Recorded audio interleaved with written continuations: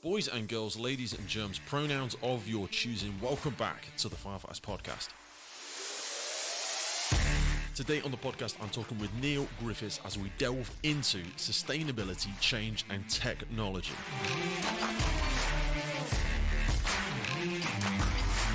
The best way for you to support the podcast is to go on over and take a look at our partners. We don't pick them arbitrarily. They are there because we believe they can add value to your life. First up is, of course, the wonderful William Wood Watches.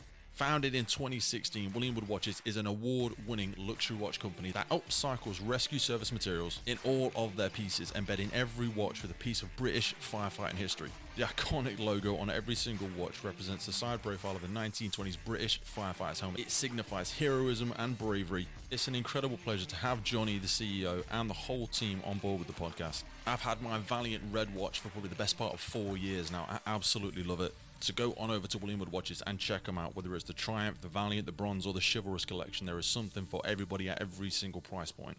Our final partner of the podcast today is Hikes. Now, the Hikes group actually started in 1948. They did, in fact, start out in the firefighting boots market, but Hikes now supplies armies, fire and rescue, medical, workwear, police, military, hunting, forestry, outdoors. I wear Hikes and I'm doing absolutely everything. If it's training for my operational duties, I'm rocking the Fire Eagles. These are boots that you will see by pretty much every member of the British Firefighter Challenge team. And whether I'm out with the dogs or I'm out with the horses, I'm rocking the Black Eagle Athletic 2.0. If you go over and check these out, these are my absolute favorite boots. And for you, dear listener, Hikes do a giveaway with the podcast every single month. So if you head on over to one of the social channels, whether it's YouTube, Instagram, Facebook, you can win yourself a free pair of Black Eagle Adventure 2.2 GTX. And when I say free, I mean absolutely free. There are no funny games, there is no postage to pay, there's no small print or any silly business. So if you really want to support the podcast, go on over and check out one of our partners. There is something there for everybody. Now, technology in the emergency services is something that comes with fear, excitement, innovation, and our relationship with change and grasping hold of the technological advances that we could be benefiting from in the emergency services is such a fascinating subject, and we're going to talk about it today. So for all of you old hands and technophobes from the newer generations that have grown up with this technology, we're going to discuss what that means for the emergency services, how we can apply it, and what new innovations are out there. If you are sitting comfortably, let's jump in there with Neil, and I will see you crazy cats on the other side. Neil Griffiths, welcome to the Firefighters podcast. How you doing, brother? Thank you. I'm so excited. We've been trying to wrestle this into submission for a couple of months now. You're a super busy guy. We did happen to bump into each other at the Emergency Services show as well, though. You were down there trying to help drag everybody kicking and screaming into the new technological, sustainable world of the fire service. For anybody that's unfamiliar with you, just give us an understanding of who you are, where you're from. Yeah, so I'm Neil Griffiths. I work for the West Midlands Fire Service. I'm a member of our strategic enabling team, and that incorporates a number of areas around sustainability, digital transformation, but realistically it's about helping move the organisation forward in this digital age, and that's such an exciting component to be part of now. Such a difficult thing to be part of as well, because technology is not new. It's been with us in various forms. A lot of people, when they think of technology, they think of computers and they think of iPhones, but in a fire service or even just an emergency services capacity, when we think about adapting or changing to a physical age, you mentioned change to some people in the emergency services and they come out with a rash. So when you're looking at this project, you said it's got an aspects of technology and sustainability to it. I'd love to focus first on the technology aspect. I know they will cross over in lots of places, but tell me how you've been sort of looking at technology. How have we used it in the past and how are we using it now? I think if we start with the environment that the workforce that we've got. So by 2022, over 50% of the workforce are going to be millennials. Now, people go, I've heard that phrase before. Yeah. But what's millennials for people that are unfamiliar? Because some people go, oh, this person's a millennial, this person's an 80s child or a boomer. And people are like, what's a boomer? Yeah, exactly. So millennials generally are people who are born between the years of 1981 and 1996. And generally they're described as the global generation and the first generation that grew up on the internet age. And then, this has been elevated in usage and familiarity with devices like the internet, mobile phones, and all those things coming forward. And I think what we need to realise is this workforce, the workforce that we've got, not just workforce and society, it's changing, and we need to adapt the ways we work to facilitate their needs into the future, because there's then Generation Z that's coming on board now, and they're just coming into the workforce. They're like 20s, early 20s. So we've got that as well. So I'm technically a millennial, and I thought that we experienced, and everybody thinks they had it the best or the worst or whatever, but I thought we experienced the real birth of it. But when you go to like some of the technology museums and stuff like that, there were smartphones there was much earlier before the millennials, but change now, and we spoke about it a little bit before we came on, it's not happening in the same sort of binary way that it used to, as in like it was going up, numerically 1, 2, 3, 4, it was slowly becoming more of a technological age. Now it's going in surges as things collide. And unlike, we use like a Blockbuster example, the fire service or the emergency services, we're never going to go out of business, and we're always essential. We're always going to be needed. So we don't exist in private industry. We can't just sit back on our laurels and go, we're not going to adopt that because it's not really our sort of thing and it's not really relevant. We are public servants. So we have to be resourceful enough to serve the public in the right way with the right resources. So change is non-negotiable. We need to find a way to utilize these things. And now we've seen them slipping in on fire engines with tough books and the way that we interact. And so much of our learning and development is now going online.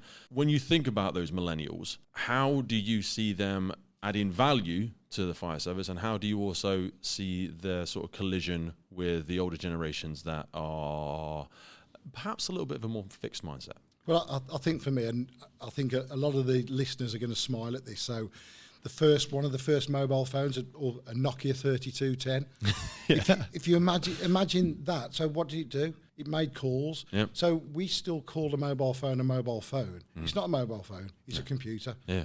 So basically, what we've done, we've taken a desktop computer that used to cost £3,000. It used to have a big, massive screen, and what we've done, we've created a device that's an extension of the individual. Yeah. Now, that's where the value is across the workforce, because in our environment about saving lives, making communities safer, right, it's about data. Yeah. It's about having the right data at the right time to make either really risk-critical decisions, or secondly, you're meeting with a member of the community and you can link to other partners to make them safer. So the more data and intelligence that we can give, and I call it data in the firefighters' fingertips. Yeah. So if we can do that, that makes the way we deliver our services to the community much more effective. And, as we go forward, that's going to tenfold, 20-fold as well. I love the two angles that you bring at it there in terms of actually enhancing the role of the firefighter, because I think, and I'm sure we didn't lose anybody, but when you said about gives us data, some people will have taken a sharp breath and gone, oh, what, you mean to prove we're doing our job? To tick the boxes and all that sort of stuff, to show that we're, of value and all that sort of stuff. Because that's what some people hear when they think of data, go, oh, you got to tell me how many home fire safety checks you're doing and stuff like that. But you're absolutely right. There is so much data always being compiled by government agencies, by other agencies that already work with these vulnerable people. There's lots of plans of all the buildings and stuff that we attend. There's so much data, on our communities. And we're just making it 10 times harder for ourselves by not utilizing that with this ignorance. Oh, I'm going to go out with a pen and a notepad and I'm going to go and survey people in the street. Okay, we haven't got endless amounts of money or endless amounts of people, so we've got to become more and more efficient, and technology is a significant step forward in the tools to help us do that, isn't it? There's a key for me, Pete, that when I say about providing data, what I want is use data to enable assertive, effective and safer firefighting, and that comes across a range of things. And I'll just pick up on one thing that you said there about plans of building and things like that. Mm-hmm. That at the minute, on pretty much every fire engine, there's what we call a mobile terminal device that gives us the information. Well, that's sat on the fire engine, right? So, and there's people in the building. So the next evolution of that is firefighters with that fingertip data to make them safer, because they know what's going to happen. A lot of them are demountable, and you see this has actually been, I imagine it may have been there longer, I'm not an expert in it, but paramedics are great with it. So they take their tough books with them, from my limited interpretation, doing drive-along stuff, they take their tough books out with them, and they seem to utilise them significantly more than we do. We still see it as a fixed, mounted device, which, unless you've got a really keen command support operator and or pump operator, basically the driver, they've got a lot of stuff to do already. They're watching the pump, they might be managing the echo, they might also be trying to send your messages. I'm sure people would argue that it shouldn't be doing all of them, but to then say to them, hey, can you just jump on there, print off the risk plan, find the nearest hydrant. Can you put in this? Can you raise a vulnerable persons report for me? Can you get the local information, the contact for housing association or something like that? That makes it significantly more difficult. So how do you see the step change of being able to take it off and have it? Are we getting to a point where you think people are going to have that utilizing their own mobile devices, or are they going to be given mobile devices? How do you see that being implemented? Well, before I come on to that, I'll just go back to when you said print off. I'm hoping with my sustainability head on, we're not printing anything. Yeah, because we still have printers on the pumps. Exactly. And we've got a demountable device, and we will moan that the demountable device won't print, and you're like, it's demountable. Take it with you. Yeah. Well, I'll tell you something. We're just about to trial in the West Midlands, and I'm really excited about it because I think it hasn't been done before. So historically on station, everyone's got there's a number of PCs that people do their digital work on. Yeah. What we're looking to do is provide every person on duty a mobile device. Wow. So that mobile device, obviously it's a mobile phone, it does all the apps, but it duplicates as a body-worn camera, a fireground radio, and also incident tracking. So if you're at a large incident, you can see where ping a GPS on, and you can see where all your assets are. Yeah, and there's some great things around it with an IP address as a fireground radio. You can actually safety messages. You can highlight the people in a different sector and just send a message to those people to say there's a risk here. Yeah. So if you think about it, and also taking the photos, and there's so much more flexibility in it. When you go, can you just draw me a sketch of Sector 3? What a bloody sketch! Yeah. Do you know what I mean? I've got a photo here, but you haven't got your phone out on the instant ground, have you? Yeah, I have, to be honest, because it's a much better way of doing it. I'll just ping it to the command support unit if you like, and then we can use it there. But there's a lot of concern about, you say, empowering people to carry a mobile device. So two things there. People might go, I've got a mobile device for myself actually now, so I don't need one. And secondly, there'll be the other people going, I don't want to use my mobile device, or I don't want to use any mobile device. I've always been told that phones don't belong on the instant ground. How do we answer that question? Because it's concerning for people. Yeah, I guess for me, I don't think we need to answer it because I think we're evolving. Okay. I can't speak for all the brigades across the country. None of us can. I'm guessing now that with 99% of adults under 70 have a smartphone. That's one. Yep. Like 50% of adults are on Facebook. So this is becoming, like I said, an extension of the individual. So what that means is people, they can use their own device. I really support it. But what I think we should do as organisations, that we should provide the tools and enable people to use the tools to make them assertive, effective and safe, and do whatever they can. Now, in this environment that I've just described to you, I'll just walk it through for firefighters listening or make other, it, or not other people. Firefighters aren't idiots, but make it idiot-proof, because we've got people from different services, different operating procedures, recruits, retired, also non-emergency services people won't have a clue what we're talking about. So it's very simple. Someone comes onto duty and they go into a cabinet and they pick up a device and they sign into that device, and that is their device for the day.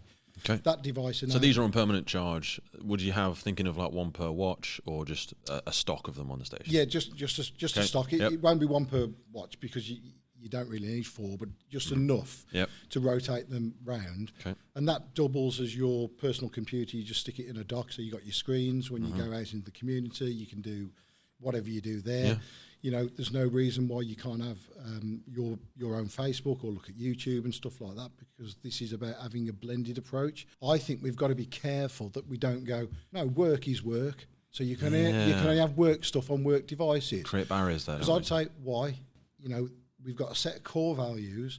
People are responsible for their behaviours. Yeah. So why can't they have, in their downtime, in their breaks, why can't they use the devices that we supply to do their own thing? And if they're delivering the value that you're asking of them, otherwise you're just creating more barriers. And a lot of it's done out of fear. And it's a lot of micromanaging as well, really. I don't trust you to hold that. I had a manager a long time ago. It was a very, very frustrating situation, because they would trust you with certain pieces of information and not with others. And I said, you either trust me or you don't trust me. And we need to be like that with our employees. It's one of those, like when you caught out for a crime or anything like that, guilty till proven innocent and all that sort of stuff. That's sometimes how we treat members of the services, isn't it? And you'd say, I'm going to trust you until you give me a reason not to. So have whatever the hell you want on that phone, as long as none of these very short list of things. Because, for example, people used to say things like, oh, you can't post a number plate onto, I think we were having a conversation before we came on, you can't post a number plate, or you can't post a picture of a building on social media. That's not the case from when we were talking before, is it? No, I mean, there's some legislation around. I think it's not the Police and Crime Act. I can't remember what it is, but basically, if you are standing in a public place, you can video or take a picture of pretty much every building. So the number plate one is an interesting one for me. That it sort of evolved around social media in the fire service. That we used to go to RTCs. We go, oh, can we take that? We'll take that picture, but we'll grade the number plate out. Something. Well, if you didn't fuzz it out, well, nobody can do anything with that. With that anyway, you can see if it's got an MOT. Yeah, but unless you've got an NPR system, number plate recognition, like the police use, you're not going to do anything with it anyway. And it's also, for anybody that's in the vicinity, it's accessible information anyway. It's out there in front of you. But again, a lot of this I feel comes from fear. And the more we talk about integrating technology, I just worry how many gaps. I think I said before we came on, the biggest barrier I think we face in the emergency service is we have got really smart, really intelligent, really driven, really knowledgeable people in a fixed mindset. Do you know what I mean? And they are passionate, they've got great values, they want the best for the emergency services, but they are petrified of seeing people like you, like me. He's got a podcast, has he got his name on it? Has he got the bloody whatever? Oh, Neil's going on there, he's talking about this, he's going to lose his job. You watch, give him enough rope, he'll hang himself. They're petrified about putting the services into the public sector or engaging too much in technology. And we're going to fly that flag into obscurity until we are no longer relevant to the community. And they'll go, who are the fire service? Don't see them anywhere.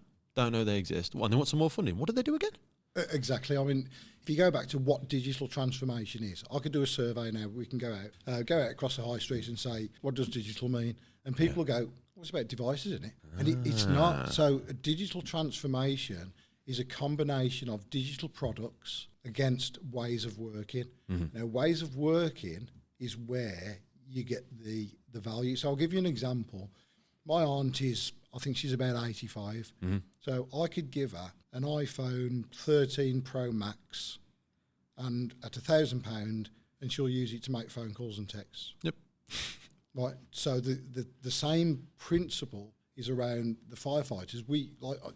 I loved it what you said there. So we've got some amazing people, really smart cookies. Absolutely. And my gut feeling is we don't utilise not just their knowledge, their ability to think into the future. And we've got some visionaries, and I want them to come on the table and go, I want us to explore these things. And people go, you've been in our service, the culture, but what about if you make a mistake? Yeah.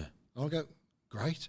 Because if we're not making mistakes... That's part of growth, that's part of learning. But are we pushing hard enough? No. Because the other thing I'd say I fear the person that's never failed, because they might fail with me in the thing that we're doing together. I've got a laundry list of failures, do you know what I mean? And with each of those maybe comes one or two successes as well. But that's how we learn. I'm so glad I've learned so many ways how not to do stuff. But we're petrified of that. Sorry, I interrupted you. There's a phrase I use with my teams that it's okay to make a mistake with the right intentions. Yeah. What you shouldn't do is make the same mistake twice because you reflect and learn. Absolutely. And if you create that environment, and I'm going, we've got all this stuff, and it's a silly phrase, but go and play in the sand. Yeah. Because I'm giving you an environment where, we've got all the scenarios that we do, all the training, that is the place to test out all these new ways of working. How do we marry that with how so you said we've got some wonderful individuals with this creativity, with this creative aspect to them. And there's a certain hypocrisy when we talk about diversity and inclusion. And I've sat in a whole bunch of interviews. I've been interviewed. I've sat on interview panels where you come away from it and people go, I like that guy or that girl. They're my kind of person. I like the way they think. They've got great operational competence. And we have this feel good, same as me. And if we continue to embrace, develop, promote, progress people that are the same as, nothing's going to change. It's like you say, you can't fix the problems. It was Einstein quote, wasn't it? You can't fix the problems at this point with the thinking that has taken us thus far. In some variation, I'm sure I've ruined that. But if somebody comes in and they're a bit like me or like you, and they're a bit, wait a minute, Neil, rein it in a bit, son. You're talking some craziness right there. You're a little bit right, but maybe the pendulum swung a bit too far because you're talking about something that's going to lose my job there. There's a fear inherent in that, in letting these quirky, passionate, depending how you want to term it. I'd say quirky, passionate, and innovative. Somebody might say freak. Somebody might say weirdo. Somebody might say dangerous. When you go to an incident and you do something that's innovative and safe, but it's not in the SOP, and somebody go, that's just dangerous and whatever. This is the same. I see a lot of that in this. We're doing things safely. We're not trying to reinvent the wheel. We're utilizing technology that's already widely used. We're not going to be the first people to use these things, for goodness sake. You know, it's been tried and tested by multi-billion-pound companies. Why are we so scared of that? And why don't we encourage? Because you're in a position, I imagine, at times where you sit on these panels and interview these people. Why are we not seeing some more of them coming through? We are seeing some, but I feel like we've got a long way to go. I mean, I think, you know, the diversity is really, really important, because across our service, we do want to represent, you know, the diversity of our communities. But it's not just about that. It's about diversity of thought. Yeah. Is the first thing. Neurodiversity, because it's not just the colour of your skin, your race, your religion, your ethnicity, your sex, whatever like that. It's, sorry, I interrupt you, I hate that. I'm just getting so passionate about it. But you're right, it's that neurodiversity. But also the diversity of an individual's background. I'm not talking about the background where they brought up. They may have other life experiences. Yeah. So I'll give you an example for me that not many people know this, that before I joined the fire service, I lived in Australia playing semi-professional cricket. Wicked. Right. So that gave me something that you cannot get off the shelf. There's a cultural aspect as well, just to see how they go about things out there, because it's a very different mindset. The Australian mindset, the Aussie mindset, the have a go mate kind of concept of it is very, very different. And they also have the tall poppy syndrome, where they want to bring everybody up together, and that's really fascinating. Yeah, absolutely. I mean, it goes back to when you said something there about going outside, standard operating procedures and that. Yeah. Digital won't enable that, and it shouldn't. No. So the reason we've got those is there's a robust risk assessment around it. But what it will do, it will make the decision making more effective. Yeah. It'll do it quicker. So that means you can either save life or prevent escalation of an incident. That's what we're trying to do here. Not create a new way of. This is the new fire service. I've got the NOGP, National Operational Guidance stuff, on my phone. You can download it as an app or anything like that, and the JESIP apps and stuff like that. But it's just a website.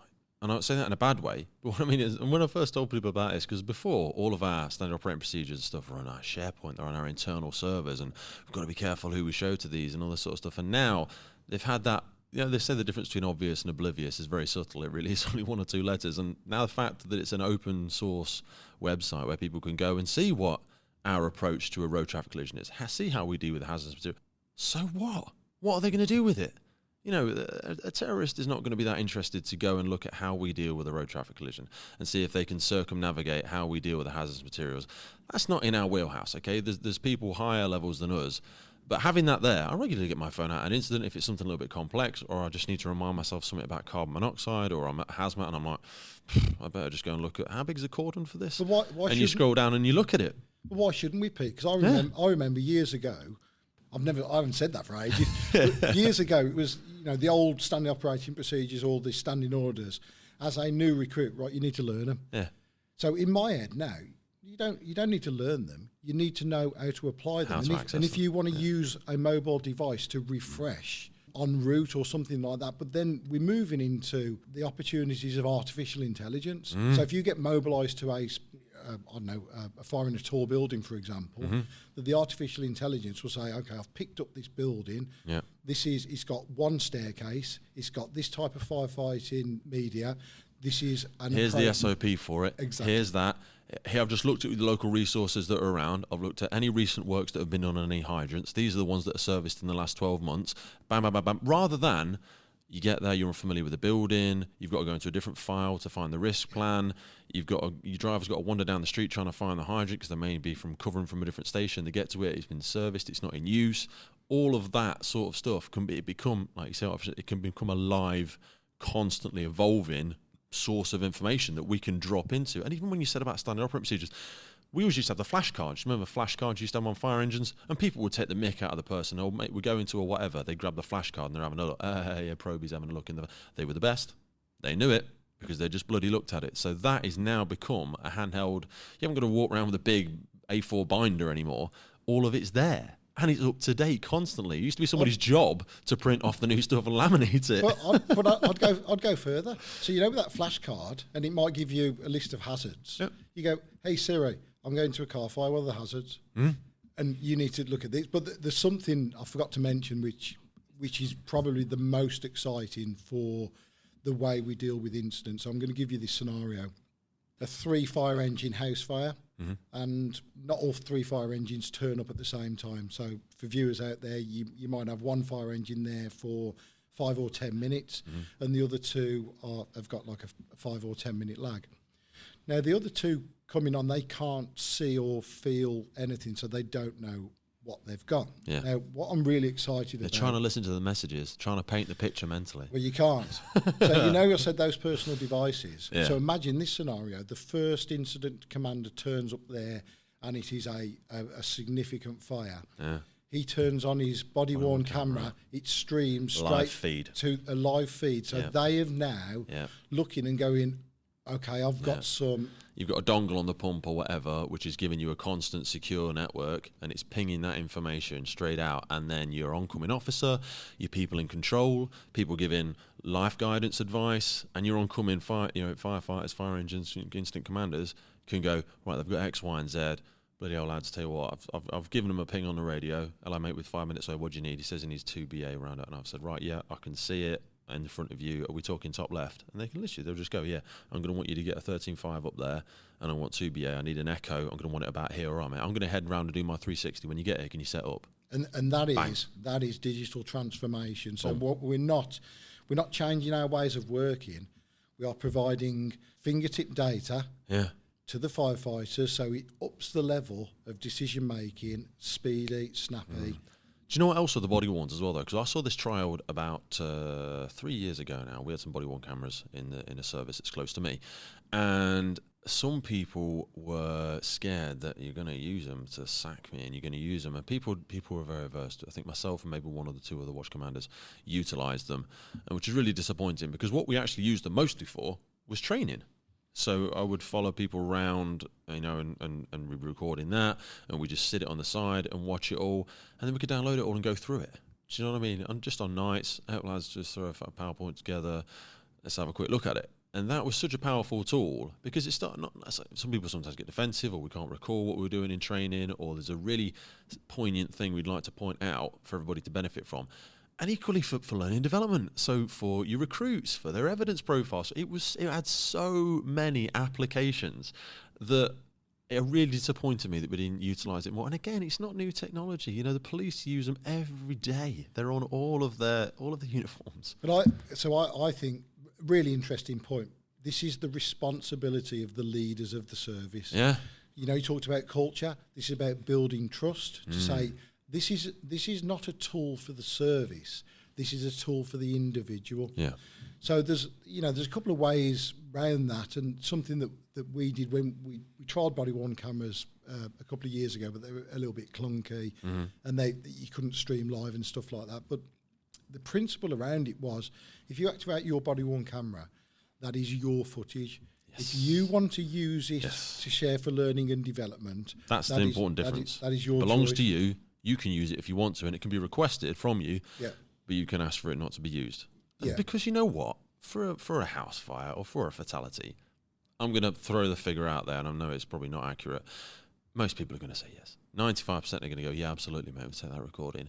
But if they don't want the one where Stephanie's out on the drill ground and she falls flat on her face, or somebody turns around and goes, hey, oh, dickhead, or whatever, they go, oh God, no, I'm just going to delete that. Don't worry about it. Do you know what I mean? That's where trust comes in. Yeah. And it's not for people to worry about. Because if people were, everyone's going to stitch them up, we could do that already. Oh, you forgot to do your BA check this morning, you forgot to do this, you forgot to do that. And you could stitch your managers up left, right and centre. We've got to trust people.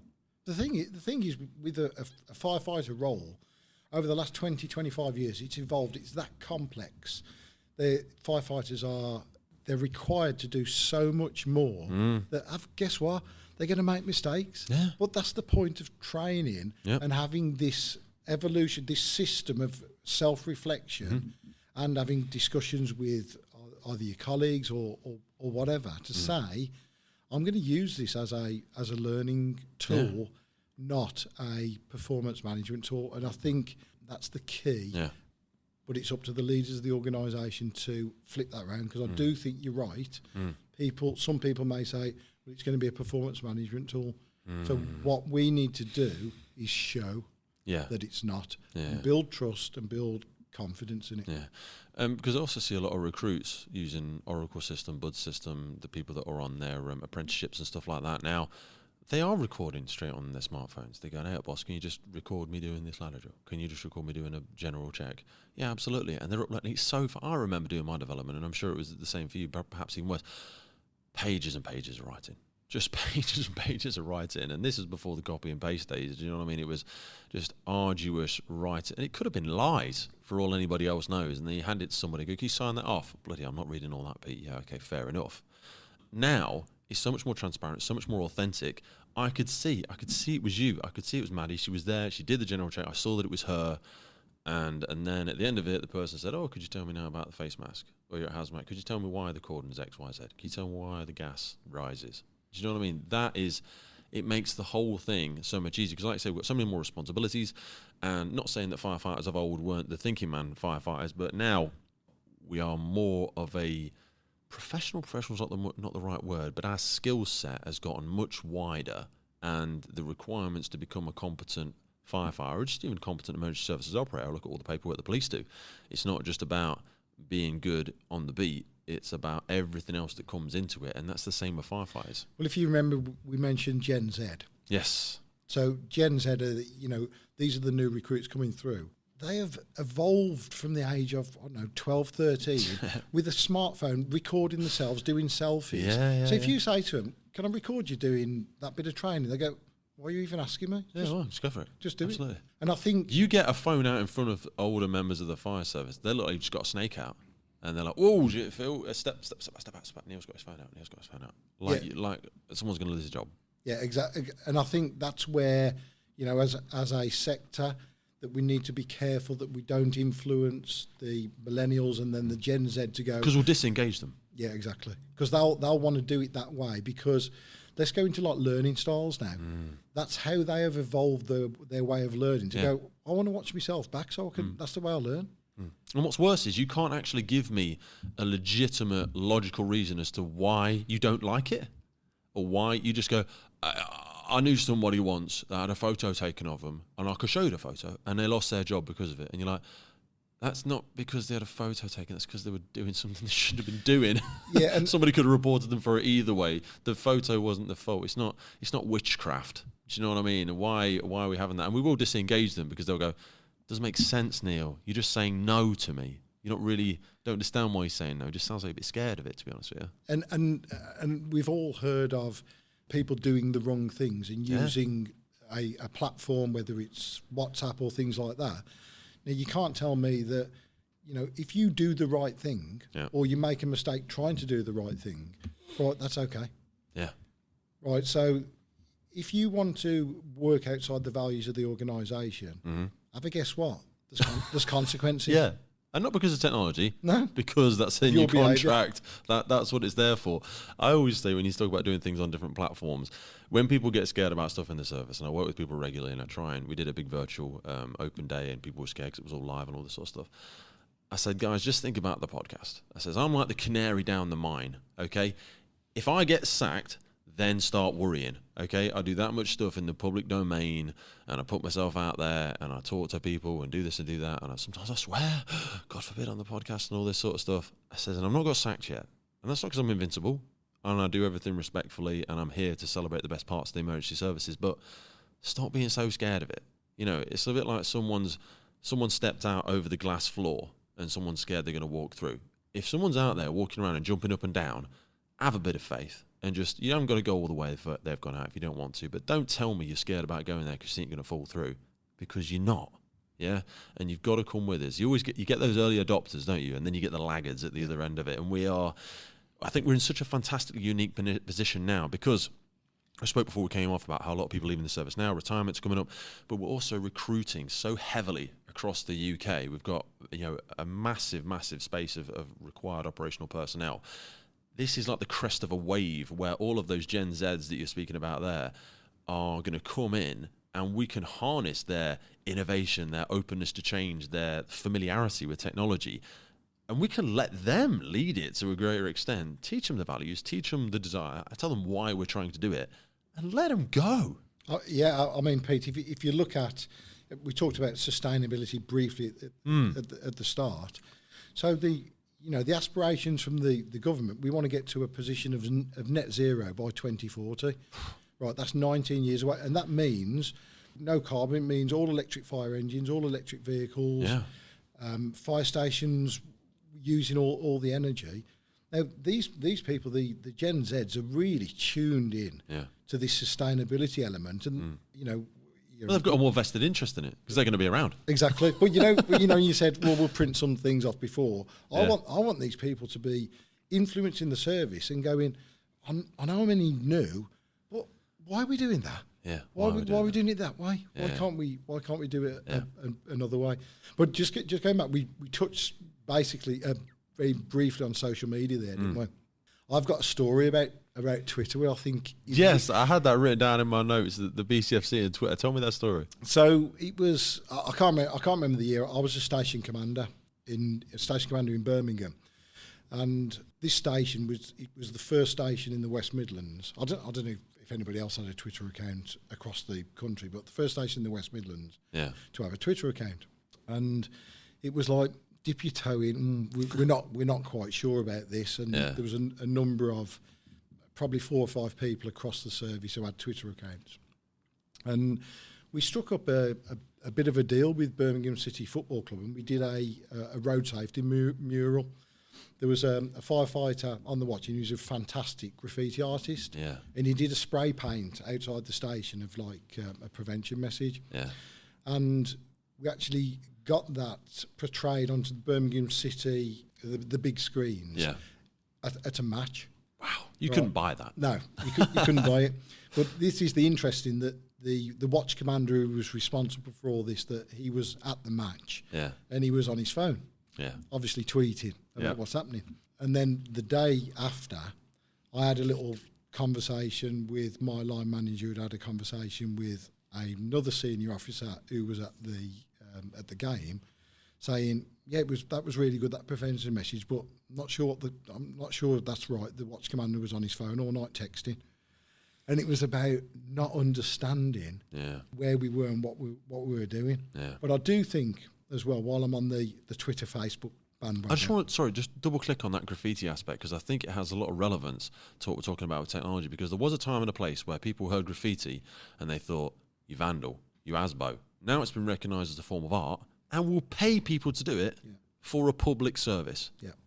That, I see a lot of correlation between that and the aspect of technology that we're talking about, that we can utilise it, and it's not something for us to fear. Sorry, but it's the same principle. So what you do, you look across what skills have these people got to do either prevention work, protection work, response work, and if it's something really cool and funky, then I always look for, give me a reason not to do it. And this was that, okay, but what it did, it energised this watch, and they was going, this is really cool. No one's ever done anything like this before. But going back to the Twitter story, so the Twitter has evolved across the fire service probably the last 5 or 6 years, and pretty much all fire services use Twitter. Now, my personal view, that it's being used probably not in the way it needs to be used in the future. Twitter, the audience for Twitter, the demographic for Twitter, are not the people that you want to target for prevention. And I don't personally use Twitter. There's so many platforms that I don't do enough of with the podcast. But Twitter is very noisy.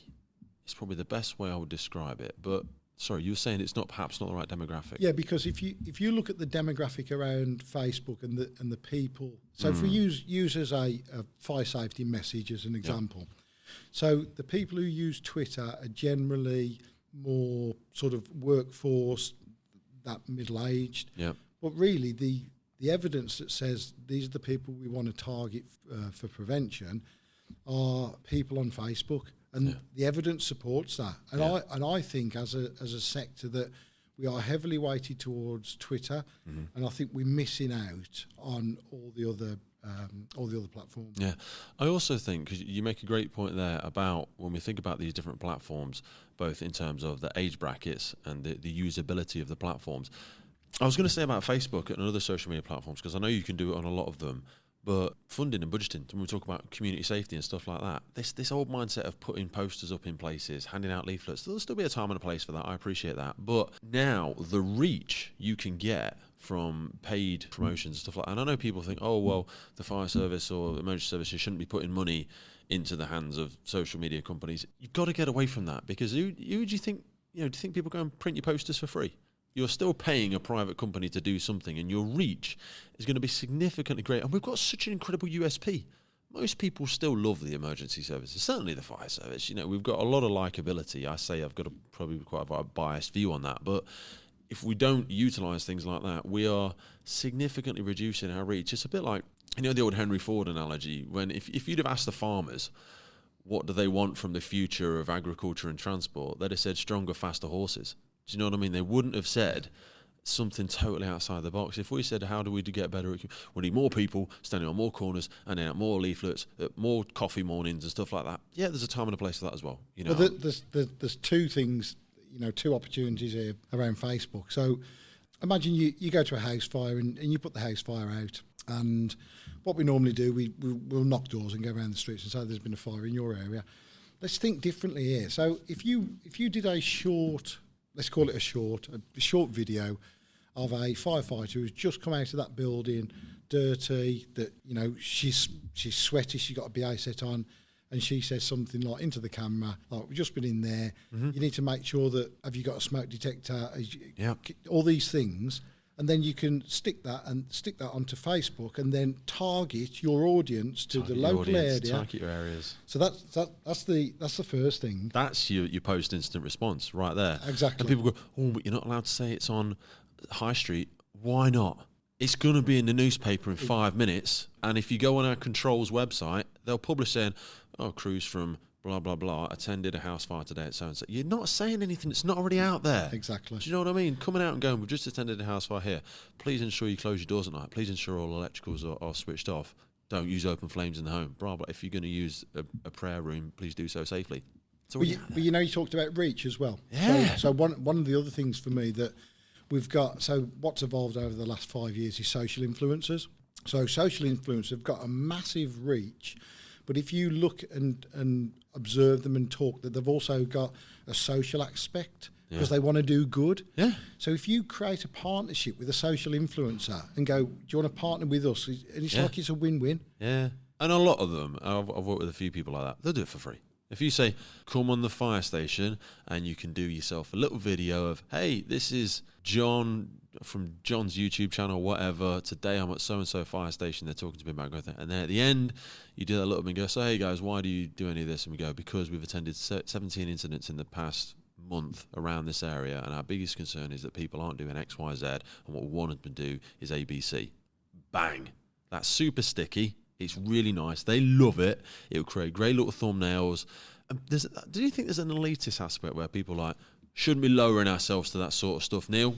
We shouldn't be bringing us, we're better than that. Well, I think the other way around. I think we should be hiring ourselves to that. We think we're better than these people. We think we're not. There's no better or worse than anything. They are experts in that sector. Get over yourself. Well, what I'd say is that, they are experts and they are entrepreneurial. Yeah. So they can come and say, well, why don't you have you thought about doing this and this? Yeah. And they're always on the cutting edge. They're hungry. They're learning. Do you know what I mean? You have to pay us to learn stuff a lot of the time in the emergency services. They're going to do it for free. But also as well, they are members of our community. Yeah. And part of our core values, our approach is to create partnerships for the greater good. So another one, tell me why we wouldn't do it. Yeah. And some people will be worried about aligning yourself with somebody. What if they turn around tomorrow and they stab somebody in the town centre? That's not that doesn't mean the fire service is going to be tarnished forever. At that moment in time, when we work with that individual, their values and the content that we create together correlated with the service's values, morals, and code of ethics. Full stop. The fact that they then went on 5 years later and whatever were identified as something horrific or they committed horrific, you can't factor all that sort of stuff. We hire people every day; they might turn around and be a murderer. You never know. You can't factor that in. It's not foreseeable. So what we should do, as we grade, we're in the business of analysing risk. Yeah. So you analyse risk. We consider ourselves experts in it. Experts at analysing risk. So it doesn't mean it's just a fire risk. So look at everything that you've got and make a decision. Is it delivering some community outcome, community value, or something that we haven't done before? And we're probably restricted by our imagination. I think that's one of the areas that, the sector, we need to let go. Yeah, there's like a crossover between those that are coming in with really strong and powerful imaginations and our boldness, confidence, and trust. If you looked at them as overlapping circles, it's that spot right in the middle we want to be able to hit.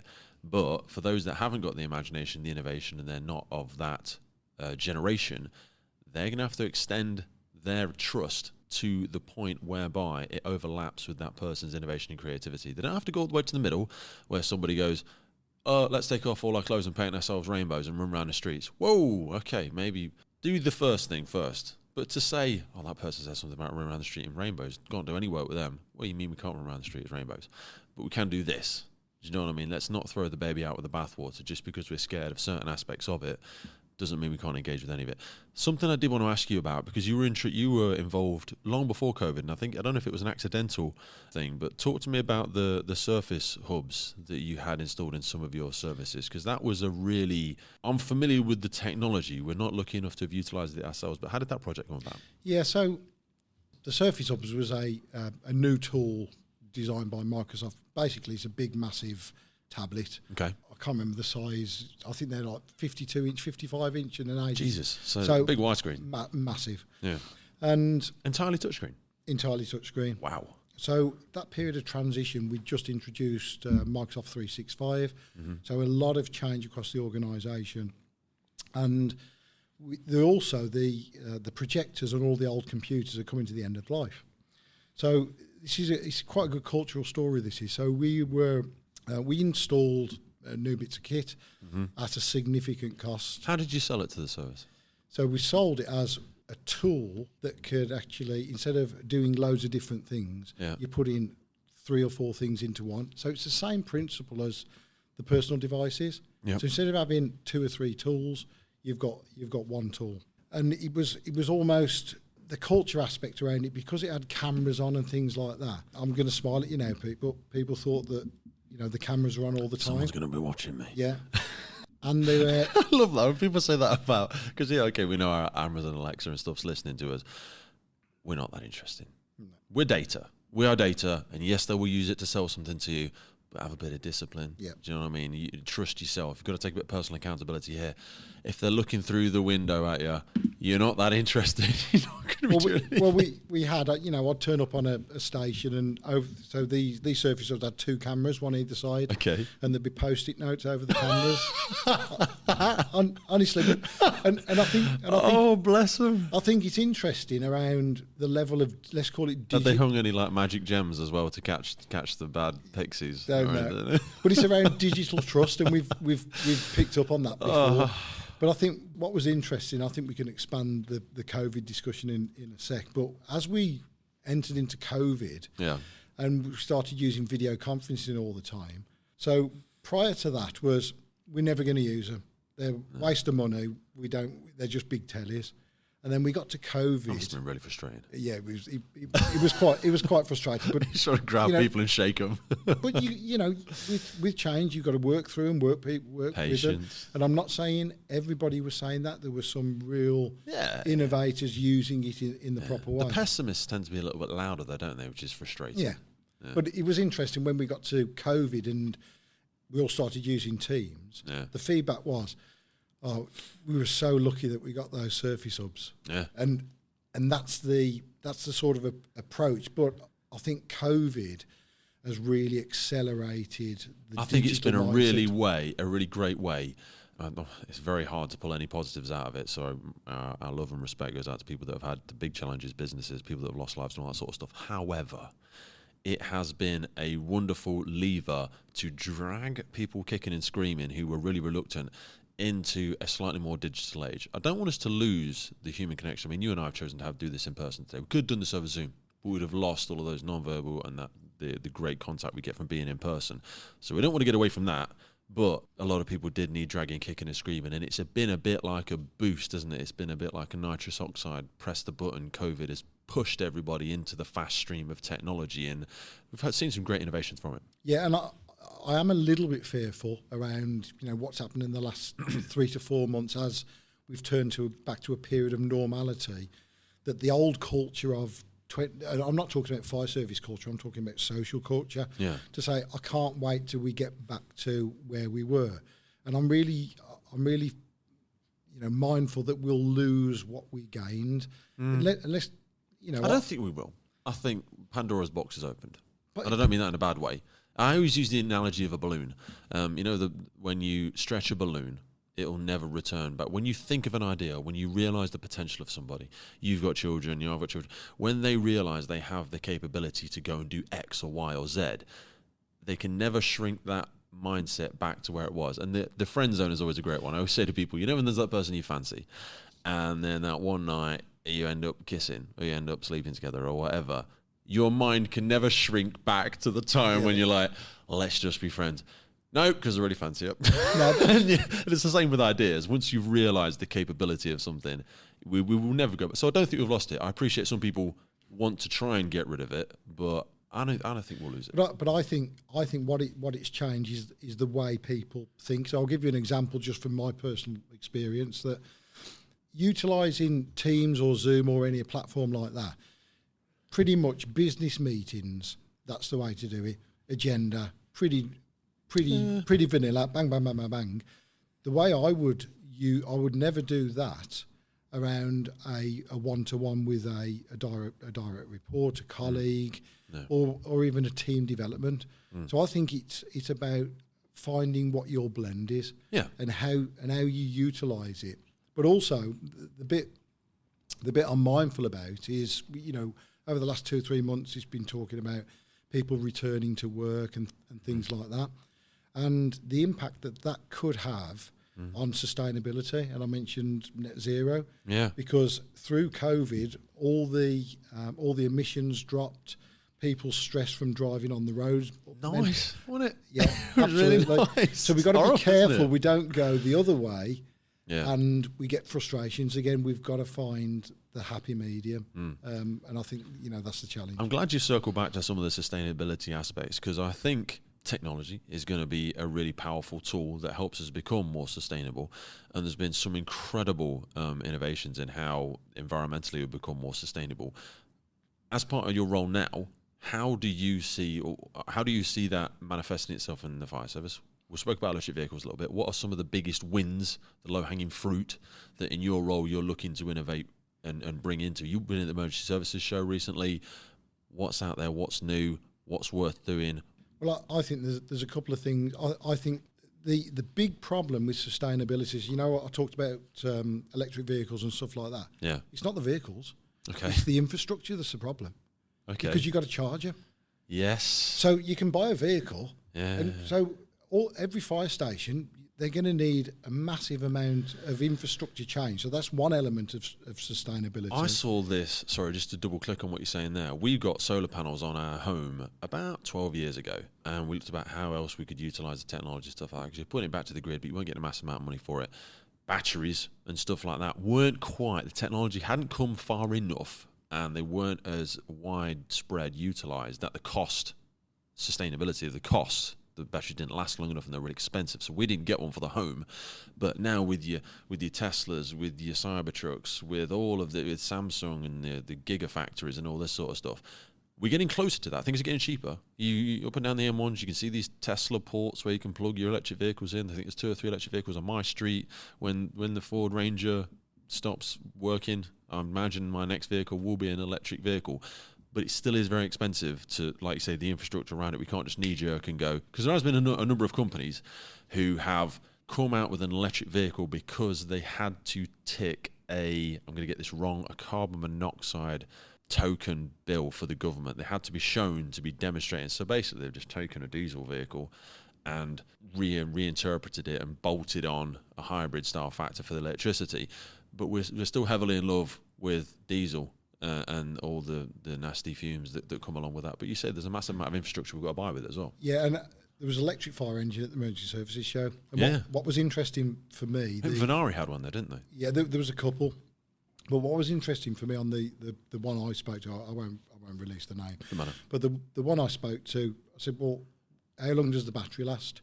And they said, well, we've had to do the battery, we've had to supplement the battery with a diesel generator. And you know why? It's because it's not legislation, but a British standard said you need to pump water for 4 hours. And then I went, well, I can't remember the last time I need a fire engine to pump water for 4 hours. 45 minutes maximum for house fires, stuff like that. And even then, you could actually knock it off half the time. You've made your initial attack and it's sitting there. Any job that's something like that, you got the LPP off. You got a pump that's pumping out of open water bloody miles away. But these manufacturers are building this to a specification that's actually not got to required. change the spec. So that was one element of sustainability. But I mentioned offline about there's 3 levels of sustainability. One is the environment, obviously. Mm-hmm. The second one is the social aspect, which is about personal sustainability, mental health, well-being. You made a great point. I actually wrote it down at the bottom of my page because it brings us back to technology. Did you ever do, or was it just something we spoke about, the body-worn tech? Was that ever something that was implemented, or was it something that was floated? Because we talk about health and wellness, sustainability for the individual, the effects of the emergency services sector on our health. Yeah, it's something we spoke about, something I'm trying to develop. So if you imagine this scenario, we provide a number of sensors on an individual when they're going to a house fire or they're going to a training or something like that. Yeah. That provides them physical and mental data about how their body is operating. Yep. That can then be devised to say, okay, you are not as fit as you should be, or you might want to focus on this, and then you might link that back down to some support across the organisation where you go nutrition, training. Feed that into their OC Health, make it part of their annual physical appraisal or something like that.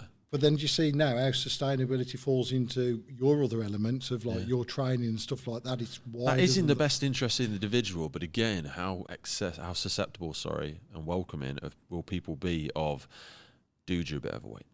You know, dude, I appreciate you passing the standard, but mate, for your own personal or for her own personal long-term health, you need to cut back on X, Y, Z. You need to think about this. You need to think about that. You've got another 30 years in the job potentially. This is what's going to be in your best interest. But also, I worry I don't worry, but I wonder if principal officers and things would worry of the other side of the coin that says, again, the Pandora's box analogy. What if we open this up and it says, as we already know, shift work's bad for your health. Getting up in the middle of the night is bad for your health. If we were warm bodies, how would we navigate that? I don't know. It's a future problem, and it shouldn't be a barrier to us engaging with it, because I think there's only positives that can come out from it. I'm just trying to anticipate those hurdles of why people they wouldn't reference that as a fear, but that's the reason they might be fearful of it. I'm sure there's I can't remember now, but there's been some studies about shift work across a number in America here. We are given beds at the end of the day. At the moment, in certain services, you're allowed downtime during the evening. But I've worked in factories and warehouses during the night. It's rough. You know, it's rough. But I think we have to evolve with society, and we have to understand what the data's saying. So until the data says, well, we need to move this, I'm unsure. I really doubt that it'll say, well, we can't do shift work because of the impact. Because this is about understanding what the risk is, putting a control measure in place to lessen that risk. You can't reduce it, and ultimately, at the end of the day, we are here to serve the community. Yeah. The community pay us to deliver that service, and we need a 24/7. It's a 24-hour society now as well. So you had environmental, social, third aspect of sustainability is governance. Governance. So how you run the service, you know, the systems, the procedures, the processes that you put in place, the ways of working to make it more efficient. things like that. Those are really the three key layers of sustainability. Where do you see the big wins in those? So we're talking a little bit about the social. From an environmental perspective, you've spoken a little bit about electric vehicles. How else could we be looking at it? I think if this were a business, I'd sack a lot of people, and there's a lot of things we do differently. We can be very wasteful in the emergency services. There's a factor of writing checks that haven't got our names on them that gives us a certain aspect of detachment with the money that's being changed hands. We're nowhere near as efficient as we could be. Where do you see the environmental factors of that? Well, I think the key one, I mentioned net zero. That's the one on the table. What's stopping us do that at the minute? What's the furthest thing away from net zero that we're struggling with? Well, you got a couple of things. That you've got to change the whole fleet. Yeah. You've got to change the infrastructure. Yep. And then what that links into is, okay, that's going to be massive capital cost. We're now probably going to go through some more comprehensive spending review. We don't know what that looks like. So how do we balance off? We don't want to reduce the fire service. So how are we going to afford to make... At your level, when you're looking at acquisitions and stuff like that, because I've spoken to a few people from workshops and stuff from around the UK, different services, what's been the conversations that have been had, and has there been any had, about government subsidies for emergency services? Because some of these vehicles, hopefully you're going to correct me, average fire engine's about £300,000, something like that. Is that about right? Yeah, kitted out. Kitted out. And the emergency services, talking to a few people, and they were saying like £700,000 or £800,000 for one of these electric. That's nearly 3 normal fire engines. Unless someone is going to help, it doesn't add up. You have not got to be an expert in acquisition or even a mathematician to understand that we cannot afford to replace the fleet unless somebody's going to subsidise that, unless you're going to encourage, use the emergency service as a platform to demonstrate to the community that we are leading by example. Something's going to have to give. Is there any appetite for the government to support in that, or? Well, I'd like to look at it from a different angle. Please do. So we're discussing now how to replace a fire engine. Yeah. Right. Why do we need a traditional fire engine? There you go. We're thinking in a closed box still, aren't we? Exactly. There So you go. if you imagine this approach, so you need 8 people to an house fire. Yeah. Right. What problem are you trying to fix? Okay. Yeah. So an house fire, we use that as an example. You need 8 people, and that's a safe system of work, and that's recognised nationally. So to actually deal with an incident assertively, effectively and safely, you need 2 things. You need people. Yep. And you need equipment. Yep. Get them there. Yeah. So, this is the way I see the future of the fire service is people will be out in the community.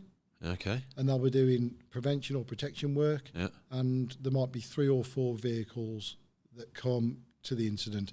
Now, you're going to think I'm mad at what I'm going to tell you now. So probably not in the next 5 years, but in the next 10 years, why can't drones drop off the equipment at a geolocation? Love it.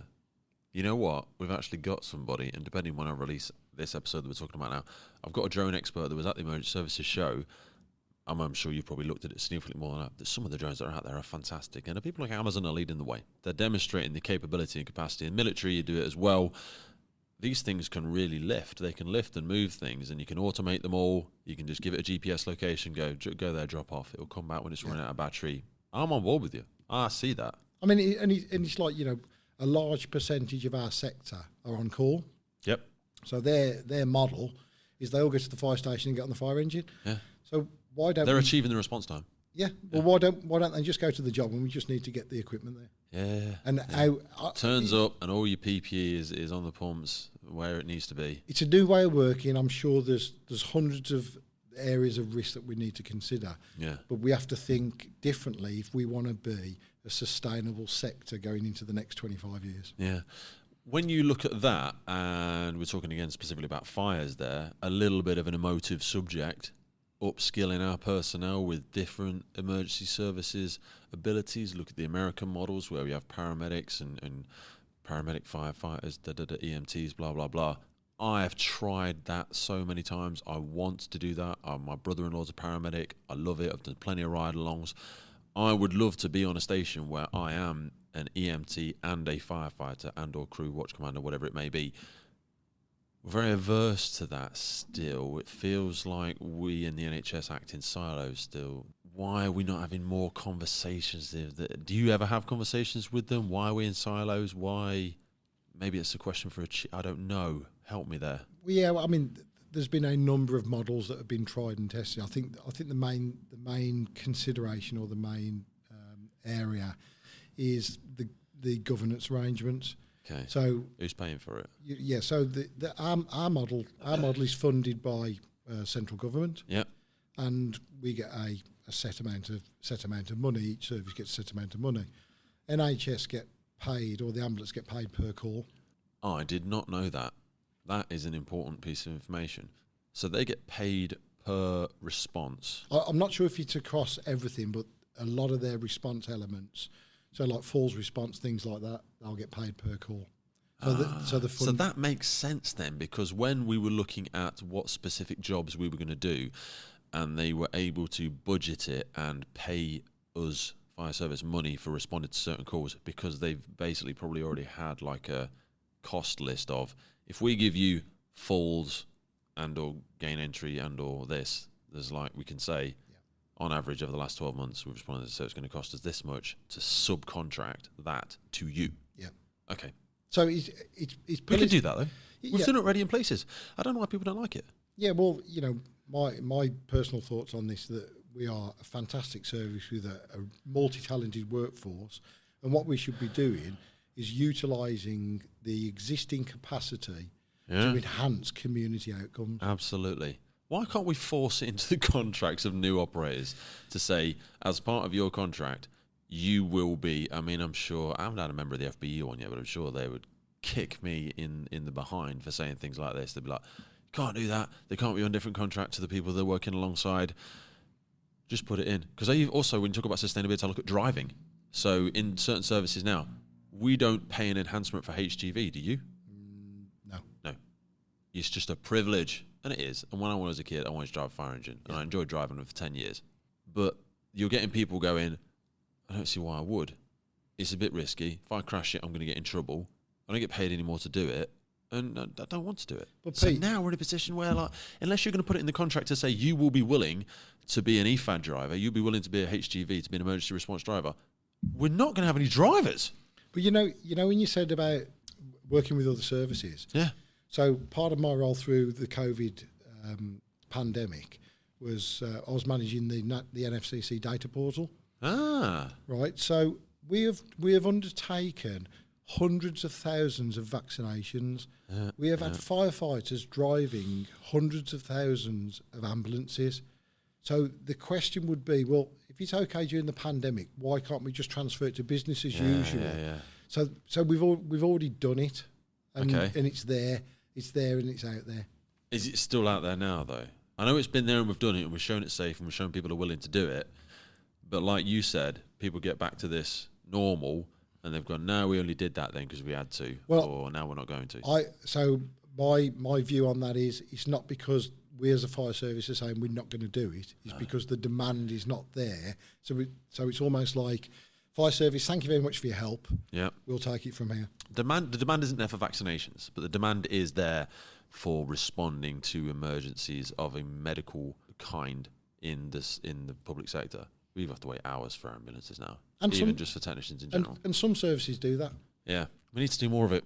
I want to have members of unions, not just the FBU, CFO, and everybody, or whoever else, on. But I've got a big issue with that. There's a lot of people leaving unions now because they don't feel as though they're having their views reflected. And I worry about it because we're going to not do ourselves out of a job, but we're not going to make ourselves sustainable. No, well, we've talked about a number of blue sky ideas there that, probably 5 or 6 of them. If you get one in. Yeah. Right, that'd be great. I mean, the one clear to my heart, I want to make the role of a firefighter safer, as safe as possible, so people don't get injured. They've got a sustainable career. They've got a sustainable health, mental health, and they can work with their colleagues and protect the public. I wanted to go back just quickly to some of the technology aspects, because I was speaking to some community educators the other day, and we were just doing a vulnerable persons thing for a death alarm, but they were speaking about different ways that we can utilise technology. For example, They were talking about whistling kettles, and that's a very rudimentary type of technology. Like they'll get rid of the gas out of somebody's home, and then they'll put electric stove on, but the old person sues to hear the whistle to get a whistling kettle. How do you see technology and smart homes and stuff like that supporting us in that aspect? Because I feel like there's loads of low-hanging fruit there. Yeah, I mean, if you look at 5G as a framework, so 5G is just on everybody's lips at the minute. People don't really understand what it is. I don't. I just see it on my phone every now and again. So, basically the difference between 4G and 5G, your phone will connect directly to one mast. Okay. Right, so when you're travelling down the motorway or on a train and it drops off, it's because it loses one mast to another. Yeah, and it has to constantly search. I imagine it just sucks the battery out of it. Yeah, so what 5G does, it works on a number of masts. So if one mast loses, you've already connected to another 4. Okay. But then the dropout rate for 5G something like 99%. So it never drops out. So it's really, really stable and really, really fast, up to speeds of like 1 gigabyte per second. Now imagine that. Adapting that into devices in the home. So we've already got Siri and Alexa and things like that. Yeah. But in a fire safety perspective, so if you've got an elderly person with dementia and they're cooking or something like that, and they've got a tendency to leave the stove on. Yeah. So the device, a smoke detector or something like that, will detect that there's either excessive heat, excessive smoke. That will send a signal to a gas shut-off or electric shut-off, and it'll shut it off at source. Yeah. Now that's prevention. Making it all smart. But equally, just as much for young people. Do you know what I mean? University students, people go out, have a skin full, absolutely off their face, and they've left something on the stove. They've come back, they've banged the pizza on or whatever. As soon as it detects that, it can hit the emergency kill switch. It's like we've got on all of our fire stations, kills the gas and the electric to the kitchen. You're going to laugh at this, so I'll go to the next level. So you use a student as an example. Yeah. So when a student goes out, right, your phone knows where you are. Yep. You'll probably pay for your beer or whatever on your smartphone. Yeah. So you'll come back in, and Alexa will go, right, I'm going to turn the oven on. And Alexa will go, no, you ain't. You've had 10 pints, right, and you've been to 3 pubs since 5 o'clock. I'm not letting you do it. Oh, yeah, people will hate that though. But that's Big Brother, that is. Yeah. People won't like that. But I appreciate we could go as far as that. And there's so many ways you could go with it. Equally, when your phone or you leaves the house, it can make sure the house is secure and all that sort of stuff. I think there's so much stuff that we can do from a community educator's perspective. And that's where I see it evolving with sensors in buildings. I've been speaking to a company who want to put sensors into the cladding, into new age cladding on tall buildings. Yeah.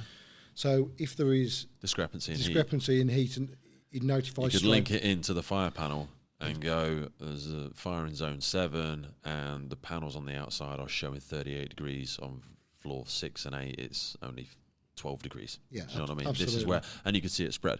You can say, right, crikey, panels on 5, 6 and 7. There's nothing going off internally, there's no smoke, but we can see travelling through there. And you'd know where to put your fire brake in and all that sort of stuff. Exactly. And so therefore, with that 5G framework, we've got this tool that gives you data at such a great speed. Yeah. Why do we want to use paper on an incident ground? That's the transition, because we still use paper on the incident ground. Yeah. And we've got to move away from it. There was one more aspect that I wanted to look at there, was so many people now stepping into the emergency services sector who have got technology that is applicable that they didn't realise was applicable. Do you know what I mean? I can just think of so many innovative companies that if they'd come to the emergency services show and seen the way, I'm not going to name any companies, but seen the way some of these companies are still operating, and they would just take their new, not always young, but their mindset now and go, oh, mate, have you not seen what they're doing in the new whatever vehicle? Or have you not seen what they've put in the new Xboxes? Or have you not seen whatever they're doing here?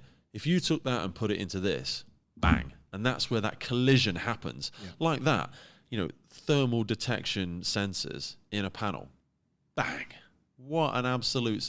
And I'd love to hear from the person that's come up with that technology, because they've probably seen a firefighter standing outside with a thermal imaging camera and shine it in and go, hey, mate, would you like to know what the temperature is inside that? Because I've got this thing, right, that I use in the ovens that we make, and they switch off when they get to 280 degrees because we know the material is going to break down anything past that, and if there's been a fault with the heating element in the oven, it naturally switches it off. We could put that same sensor in there if you want us to. It's really cheap.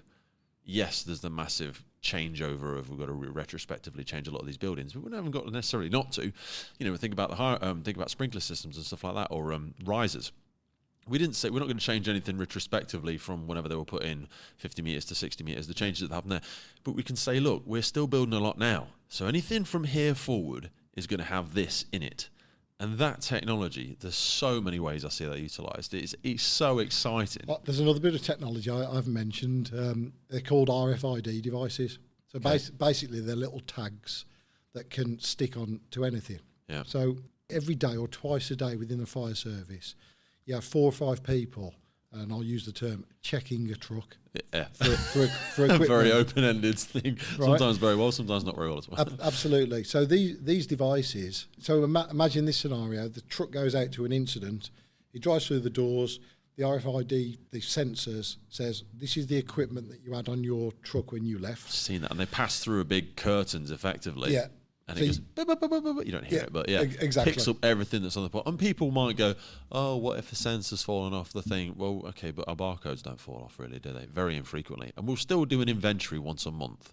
But the time you're going to save from not having to do it every single day, you could argue whether how effective it's being done anyway. But also the other layer to this, if you look across every service, the cost associated with losing equipment is huge. So when you come back in and you go, right, you haven't got this. You haven't got this, you haven't got this, you haven't got that. And you go, well, where is it? Oh, it's on this vehicle. Yeah. So, okay, well, straight away. You keep it. So, yeah. So, you know, when you or you can head straight back to the job.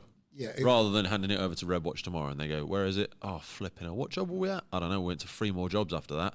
Right, but when we drove through the door at that one, before we turned out to the next incident, we didn't have it with us. Yeah. So at 3:15, we didn't have it. At 2, when we turned out, we did. And what that does, if you calculated all the paperwork and the checks and that astronomical cost associated with that, the emails, the talks, someone taking the van over to the other station, the time changing the barcode and logging onto the system, that manpower, people power, that time is colossal. So instead of doing that, you could be doing prevention, protecting, or training. Right, which brings us back to assertive, effective, and safe firefighting. Full circle. There you go.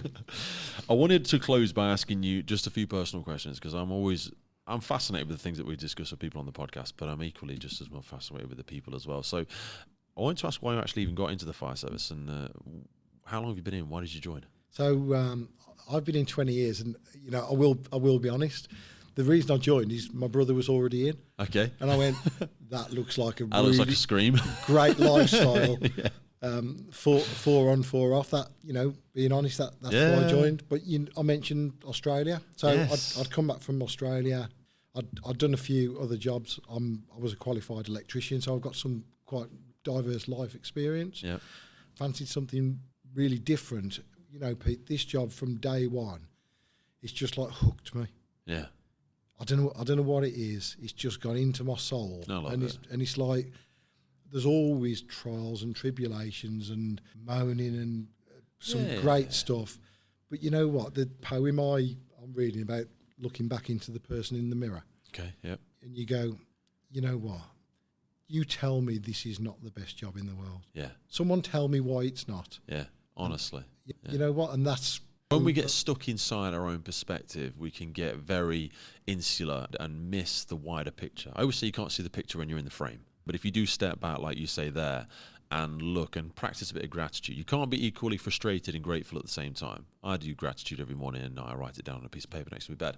It's a really important thing that gives me appreciation for, wow, none of my family have got a terminal illness. I've got a job that I love that rewards me and allows me to operate in the world. You know, I've got my own health, I've got my optimism and all this sort of stuff.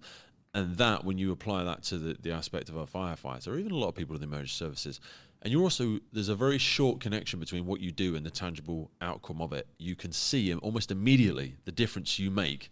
That was in horrific terror before we arrived. Someone was calling out, having the worst day of their life. We showed up, we did X, Y, Z, and we made a change. You can see that reward mechanism is so fast. You can see the change that you make in the life. If that doesn't fill you up, get out of the job. And I love going to incidents now and seeing such a diverse workforce around people having different skills, and you know, you can see the conversation is changing.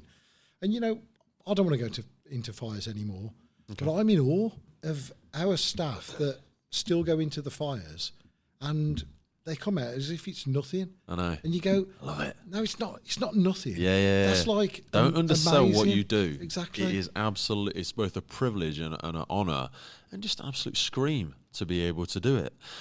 What's some of the biggest challenges you faced in your career?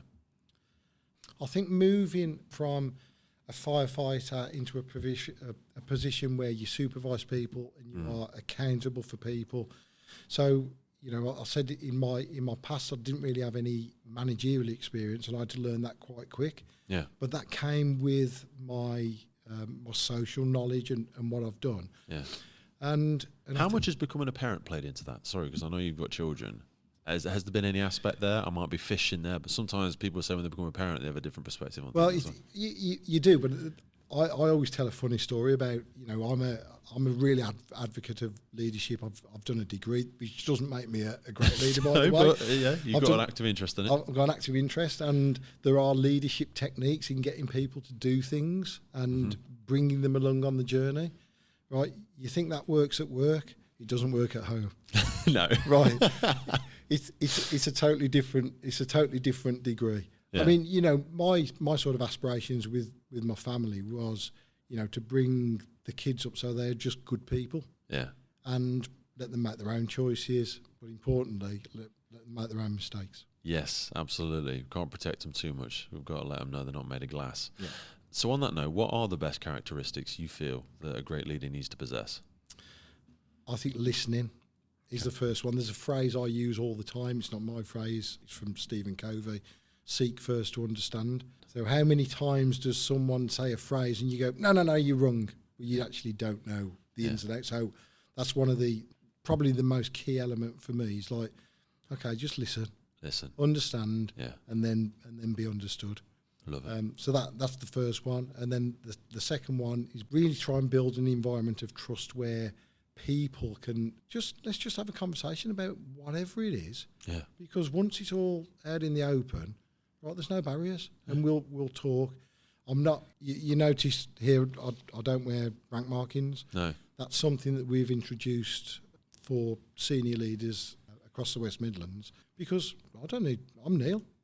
Well, I don't need to have a rank marking. People know who I am because I talk to people, I want to engage with people. And they should respect and follow you irrespective of that as well. I think so many leaders, you can recognise who they are when you walk into a room. They have a different presence. They have a different set of personal expectations, personal standards, and the way that they speak to people and how they sincerely care. You know, when they become an active listener, you spoke about listening there. Are they just listening, waiting for their turn to speak, or are they listening, absorbing, and returning with something that's going to add value to that conversation, not just get their own point across? And I love talking about leadership because as you move into the realms of leadership, what that means is you're going to have to make difficult decisions that people don't like. So this is about articulating the reasons why that decision is made, what the benefits of doing that, and getting to people to a position where they go, I don't like it, but I understand why. Yeah. And that's a halfway battle. If people can understand the why behind something, they're much more receptive to the what and the how. Exactly. Do you know what I mean? If they can connect with the why. And also the what and the how can be flexible. Yeah. It's not going to be my way. You know, it echoes back to technology. The why hasn't changed. Why we do what we do is because we want to make safer communities, safer people, and all that sort of stuff. The how and the what can change, and they will consistently change. You know, I always say I'm not married, other than my wife, I'm not married to anything. I'm not married to an idea. Yeah. I have strong views weakly held, passionate about my views. But if you can demonstrate to me how they're wrong, fantastic. Let's have a debate about it. So few people, we spoke about difficult conversations there, they don't like having debates because they think we're having an argument. You know, people could walk into a room and you and I are debating and they go, oh, Jesus, Peter and Neil are having a bit of a ding-dong in there. They're having an argument. We're not. We're going to passionately debate it. And then at the end, I'm going to go, God damn it, Neil, you're right. I'm so glad we've had that conversation. Yeah. And people will be like, are you two all right now? Because I know you're arguing. No, we weren't. We were having a debate. Neil had some fantastic points, and I thought I had him at one point. And my dad always used to call it fencing. I would just have a little bit of a poke and a jab. My mum used to hate it. She would always be like, oh, God, why can't you just get along? I'm like, Mum, it's fine. This is how we communicate. We love it. It's just like I always call it poking the bear. You know, just go, that's an interesting. Why do you think that's the case, Dad? Just because it is. Well, what I call that is influence or be influenced. Right, so there's no other way. So you either listen and go, yeah, that's a good point, or you influence the other person. Yeah. But another part of my leadership role, and this is about me giving back, I'm a chair of governors to school. Okay. So, leadership in the fire service totally different to chairing a board of governors and leadership in a school, not being sector competent and stuff like that. But, trying to... I'm really into personal development. And still a lot of crossover, though. It's being able to flex your style, isn't it? Yeah. I think people, when they say they're not a sector expert, if you have to hide behind your sector expertise, you're not really a leader. I was helping a few crew commanders who were developing recently, and they said, I've just gone on to a new watch, and the service hasn't developed me. I haven't done any more workplace trainer qualifications or anything like that. Okay, why do you need your workplace trainer qualification? Well, because if we're doing RTC drill, I need to know that they're doing it right. Is there any workplace trainer already on your Yeah, we've got 2 on the watch. So why do you need to be a workplace trainer? So I know that they're doing it right. I said, that's not sustainable. So think of a technical rescue team. They'll have a chain spur expert, they'll have a rope expert. A competent and confident in their own abilities watch commander or whatever will happily let somebody else lead. They don't need to be the one in charge that knows all the information. And as the more you go up, if you're in a position at group chief, whatever you are, and you're in charge of accounting, estates, acquisition, P&O, you are not a P&O expert, somebody very qualified in that sector. You do not know what they know, nor do you need to. You need to be able to feel comfortable taking responsibility, trusting their knowledge, and having them explain it to you and empower them to do what they know best. You don't need to know everything that they know. That's not a sustainable leadership model, but people hide behind that. Yeah, exactly. They go, I'm going to hoard my knowledge to sustain my leadership position. That's not leadership. That's frustrates me. And finally, it's probably a bit of a cliche, but sometimes it's just about being a nice guy. Yeah. It is being a nice person challenge. Oh yeah, but I was saying to me, I know, just be a nice guy. I love the All Blacks, New Zealand rugby. They have the unofficial line of theirs is no dickheads. They don't have dickheads in the team because people like that, and I see this as when I work with UK ISAR. You can be the most technologically advanced, best shore or best chainsaw operator or anything like that, but if you're a bit of a dick, you're not going to fit in. Okay, because everyone's got their own ideas and we all need to collectively come up with a safe system of work because we haven't always got all the kit available. We haven't got the right resources. We need to be able to work together through 24, 36-hour shifts and still be able to have a little bit of patience and understanding and no egos. Be a nice guy. I always say, I've said this to my team for years, it's okay to have fun at work. Yeah, absolutely. It really is, isn't it? Yeah, what about how it looks though? Doesn't matter. Don't worry about how it looks. Well, I'm not saying go outside the values of the organisation. Yeah. I'm saying you can come to work and you can have fun. Enjoy yourself. That's okay. Yeah. And also, we're in control of a lot of what we do here. We're here for 12 hours. We've got a few metrics to hit, and we're going to do that anyway. But we can set the when do you want to have lunch? When do you want to do the gym time? Exactly. When do you want to go out? We can set, or we always have lunch at 1. Do you want to have lunch at 1? When do you want to have it? What do you want to do? We can set the day up however we want. Don't be in such that fixed mindset that you're not enjoying it. Come to work and enjoy yourself. Exactly. What's a piece of common advice that you see in the emergency services sector that you would encourage people to ignore? The advice that you may be given when you are new in role and you demonstrate leadership qualities and people say you need to bide your time and you need to do a little bit on wait your turn. Yeah, wait your turn. Or because from my personal experience, to go from a firefighter to a crew manager, that's probably a big jump. Yeah. Because it's the hardest one, I think. You can do 20 years as a firefighter. The day you are a crew manager, you go, well, I've got a bit of experience, but this is more about strategy, leadership, understanding risk. So that'd be the first big jump. I think the jump from crew to watch commander is not as heavy. No. But I think from watch to station commander is also quite a big jump because now, certainly on the incident ground, you're looking at a wider perspective. That's the thing that I'm not a believer in. I think this is about people with the right skills and let's nurture them into the position to deal with whatever they can. Looking back over your career and all your life so far, is there anything you wish you spent more time doing? I mean, one of the things for me, you can tell how I love to work across a range of things. I was quite talented as a cricketer. I was quite talented musician. Yeah. And I could have probably been professional at both. Yeah. But I chose to do loads of different things because that's what I liked. if I was to think about something, I was going, well, I could have done that. Yeah. But you make your choice. But luckily, how old are you? I'm 51. 51. So you've still got at least 30 years Exactly. to fall back in love with a talented musician with all this additional skill set you've picked up from across your life. So I look forward to seeing you as a talented musician. Yeah, I don't think you'll see me on X Factor or Britain's Got Talent. That doesn't mean you're not a talented musician. No. It's not about exposure. It's about doing what you can do best. Finally, one thing I always love to ask people as we close is great characteristics of a firefighter. I think belief in what you're doing. A key characteristics is about continual growth, personal development, and having a growth mindset. Now, that's probably not a phrase that we've used over the last 10, 15 years, but I think we're going to go full circle here back to millennials and Generation Z.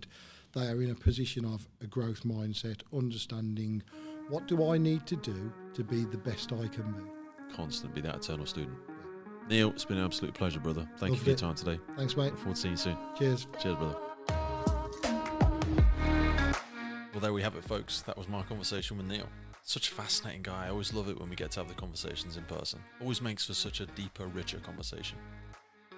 We started out talking about technology, innovation, the changing landscape of data and software and how we implement these things in our life. And then it kind of zoomed out onto the more holistic view of personal development. Remember, behind all of this, there's the person.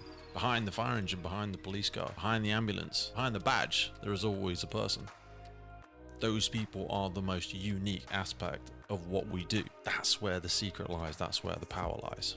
And everything we've been talking about today is a great lens of how Neil sees us, enhancing and empowering that person to better serve their communities, to be safer, more effective, more efficient, and ultimately happier and more engaged in what they do on a daily basis. Such a privilege to share that time with Neil. I hope you took some learnings from it. I hope you managed to snatch your own golden nugget. I hope you got that little takeaway.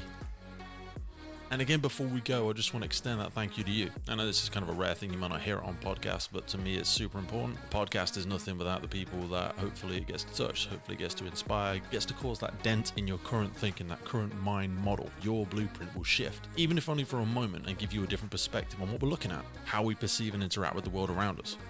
I think as emergency services, as frontline operators, that really is the only difference. The tools and the resources are nothing without the person.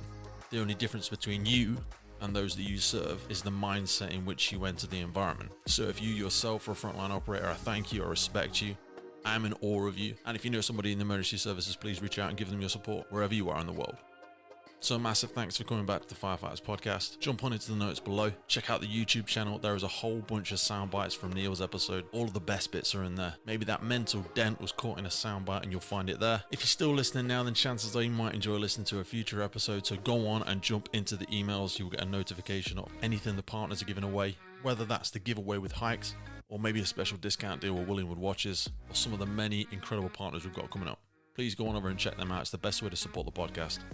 But until next time, all that's left is to say please stay happy, stay healthy, stay hungry, keep delving deeper into your own development, and I look forward to having you back here again real soon, right here on the Firefighters podcast.